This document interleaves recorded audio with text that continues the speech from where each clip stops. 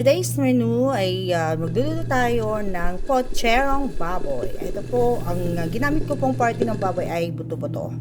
Yun, buto-buto ang pinakamasarap para sa panlaga o di kaya kung anumang mga may sabaw.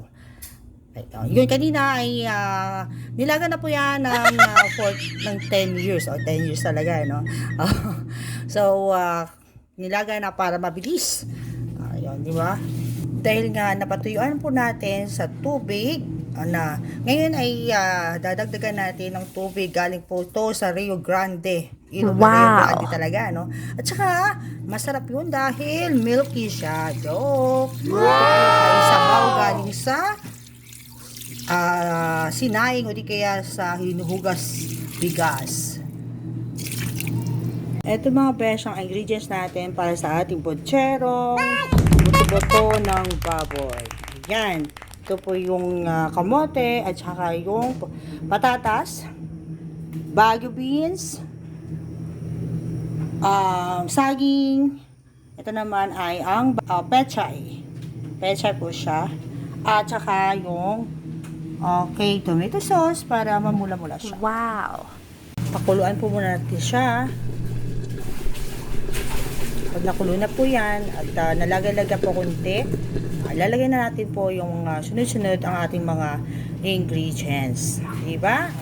So, ilalagay natin siya. Pakulo natin muna siya ng 5 taon. Joke! Kasi lang yan kasi malambot na po yung ating karne. Ang ating buto-buto. Ayan na mga besh. Kumukulo na siya. Bago po ilagay ang mga gulay, lalagyan ko na muna siya o timplahin ko muna siya ng asin. May paminta na yung kanina mga besh, hindi ko lang pinakita. Tapos meron din akong additional na buyon. Eto, lagyan natin siya. Ano naman siya mga besh, ilagay natin po itong tomato sauce. Ayan, para malaga.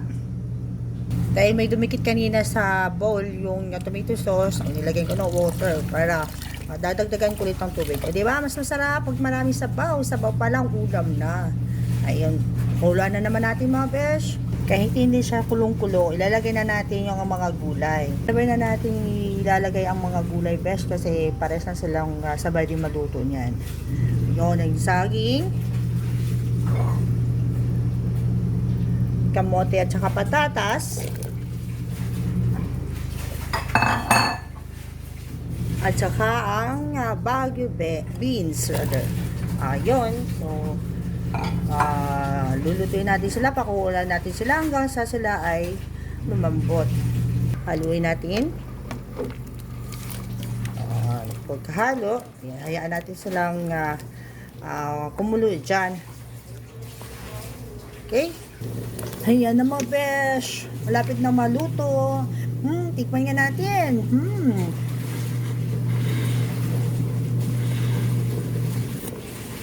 Sarap! Wow, wow, wow!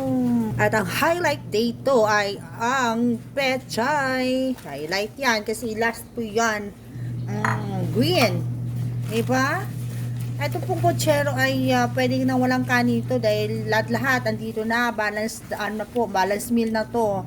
Meron na pong go, glow at saka grow. Diba? Pero alam mo naman mga Pinoy diba? Gusto pa rin may kanin. So, go lang kahit may kanin. Sabaw na, sabaw. Bye! Thank you for watching!